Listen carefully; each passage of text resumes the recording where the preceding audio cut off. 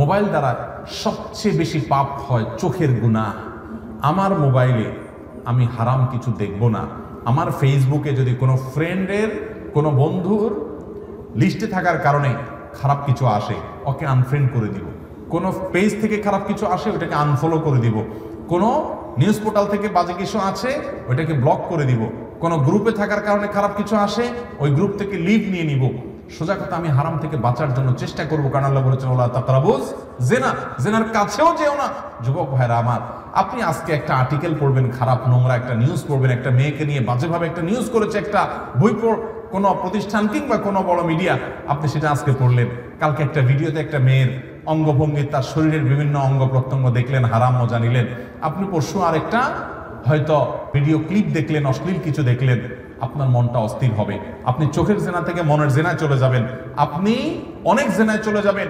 আপনার বৈবাহিক জীবন ধ্বংস হবে, ঈমান আমল ধ্বংস হবে, আপনি ইবাদতের স্বাদ থেকে বঞ্চিত হয়ে যাবেন। এই জন্য স্মার্টফোন ব্যবহার যারা করবেন, এই গুনাহ থেকে বেঁচে স্মার্টফোন ব্যবহার করা মানুষ এখন সোনার হরিণ হয়ে গেছে। ঠিক না ভাই? ঠিক। আমরা যতগুলো পয়েন্ট বলছি, মধ্যে সবচেয়ে গুরুত্বপূর্ণ হলো এই পয়েন্টটা। বিধায় মোবাইল ফোনে হারাম কোনো কিছু দেখার ব্যাপারে আমাদের সবচেয়ে বেশি সতর্ক থাকতে হবে, সেটা দেখা থেকে সাবধান, আপনার বিরত থাকতে হবে। আল্লাহ তাআলা আমাদেরকে তৌফিক দান করুন। অনেক যুবকরা আমাদের কাছে প্রশ্ন লেখেন, ভাই আমরা মাস্টারবেশনে আক্রান্ত, হস্তমৈথুনে অভ্যস্ত হয়ে গেছি, বাঁচতে পারি না। এর প্রধান কারণ হলো এই মোবাইল ফোন। আমি বলি যে আপনি মোবাইল ফোনটাকে, স্মার্টফোনটাকে চেঞ্জ করে ফেলেন, একটা বাটন ফোনে চলে যান। 6 মাস আপনি নিজের বিরুদ্ধে নিজে সংগ্রাম করেন, ইনশাআল্লাহ দেখবেন আপনার এই বদভ্যাস এমনি কি হয়ে গেছে, দূর হয়ে গেছে। ভাইরা আমার, আল্লাহ তাআলা আমাদের এই যৌবন সম্পর্কে, সময় সম্পর্কে জিজ্ঞাসাবাদ করবেন। এগুলো বিশ্বাস করেন, আপনার দুনিয়ারও কোনো কাজে আসবে না, দুনিয়ারও কোনো কাজে আসবে না, আখিরাতের কোনো কাজে তো আসবেই না। আপনি বলবেন আমি ইনফরমেশন জানতে চাই, আমি তথ্য সম্পর্কে সচেতন হতে চাই। যেই তথ্য আপনার জানা জরুরি, ওইটা আপনি স্ক্রল না করলেও জানবেন, আপনাকে কেউ না কেউ বলবে। অতএব তার জন্য মূল্যবান সময় নষ্ট করা যাবে। আমরা গেমস খেলে নষ্ট করি। ভাইরা আমার, এই গেমস খেলতে গিয়ে মিউজিক শুনতে হয়, চোখের জেনা করতে হয়, মোবাইলের প্রতি আসক্তি তৈরি হয়, নানা রকমের গুনাহ এবং নাজায়েজ কাজে লিপ্ত হতে হয়। এই জন্য মোবাইল ব্যবহারে অতিরিক্ত সময় ব্যয় করা, ইউটিউবে, ফেসবুকে, গেমসে ঘন্টাকে ঘন্টা ব্যয় করা, এটা মোবাইল ব্যবহারের আদবের শিষ্টাচারের খেলাফ এবং গুনাহের কথা। এটা করা যাবে না, নিয়ন্ত্রণ করতে হবে। বেশিরভাগ লোকই মোবাইল ব্যবহার করতে গেলে নিজের টাইমে নিয়ন্ত্রণ করতে পারে না। আল্লাহ তাআলা আমাদেরকে নিয়ন্ত্রণ করার তৌফিক দান করুন। একজন মুসলমান মোবাইল ফোন ব্যবহার করবেন, কিনবেন, কেন? তার উদ্দেশ্য কি হবে? যদি তার উদ্দেশ্য হয় এর মাধ্যমে ডাটা সংগ্রহ করা, বিভিন্ন তথ্য আদান প্রদান করা, যোগাযোগের সুবিধা হওয়া, এই জাতীয় উদ্দেশ্যগুলো আছে, বৈধ উদ্দেশ্য আছে, তাহলে এই উদ্দেশ্যে যদি কেউ মোবাইল ফোন কিনে, সেটা বাটন ফোন হোক, স্মার্টফোন হোক, সেটা কেনা জায়েজ।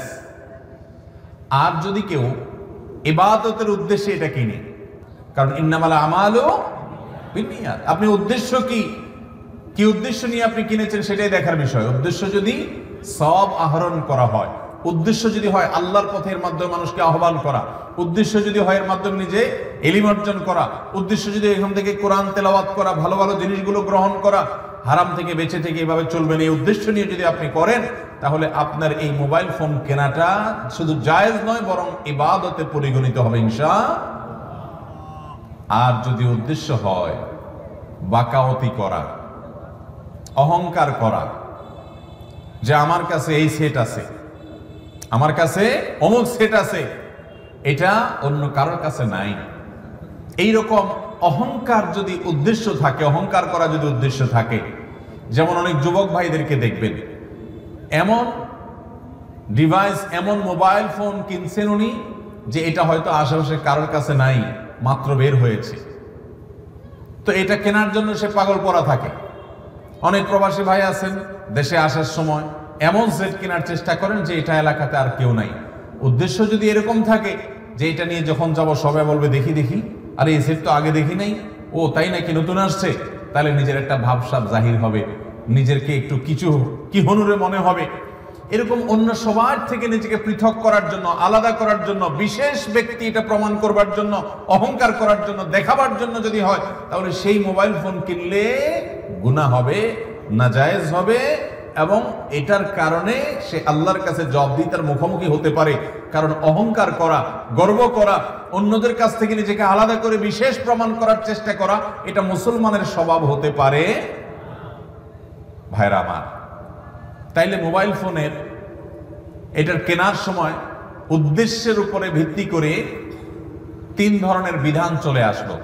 কখনো এটি কিনা জায়েজ, যখন আপনি বৈধ কাজ করার জন্য ব্যবসা বাণিজ্য, চাকরি বাকরি, পারিবারিক আলাপ সালাপ এগুলো করবেন, যোগাযোগ করবেন, ডাটা আদান প্রদান করবেন, আপনার নিছক জায়েজ এবং বৈধ উদ্দেশ্য আছে, তাহলে এটা কিনে আপনার জন্য জায়েজ, সওয়াবও নাই, গুনাহও নাই।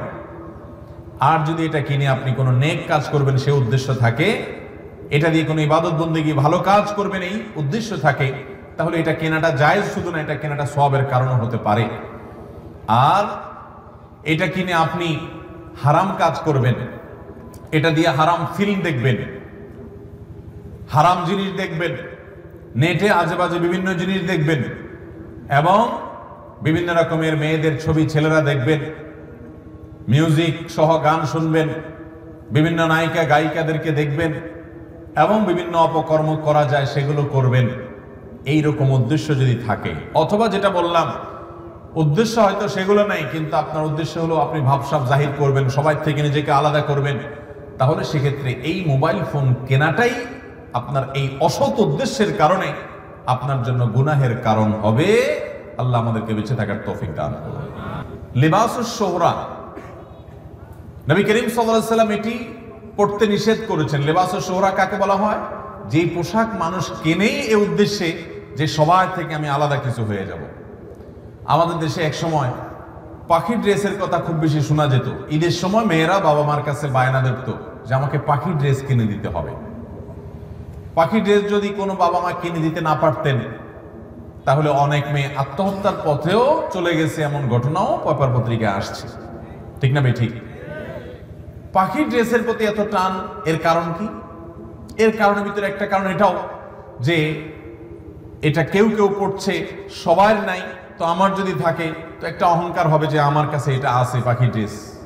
এরকম যে কোনো পোশাক যদি কেউ এই উদ্দেশ্যে কিনে বা পরে যে সবাই থেকে আমি নিজেকে আলাদা করে ফেলবো, এটার মাধ্যমে আমি বিশেষ কিছু হওয়ার চেষ্টা করব, প্রসিদ্ধ হওয়ার চেষ্টা করবো, সবাই আমার দিক তাকিয়ে থাকবে, আল্লাহ মাফ করুক, এই উদ্দেশ্যে যদি সে কোনো পোশাক কিনে, নবী করিম সাল্লাল্লাহু আলাইহি ওয়াসাল্লাম এটাকে লিবাসুস শোহরা বলেছেন, যে এটা দিয়ে সে নিজেকে আলাদা করলো, প্রসিদ্ধ করার চেষ্টা করছে, বিশেষ করার চেষ্টা করছে, তাহলে এটি কেনা, এটি পরিধান করা গুনাহের কথা। ঠিক একইভাবে মোবাইল ফোনের বিষয়, আল্লাহ তাআলা এই মোবাইল ফোন কেনা এবং ব্যবহার করার ক্ষেত্রে আমাদের উদ্দেশ্যটাকে, নিয়তটাকে খালিস করার তৌফিক দান করুন।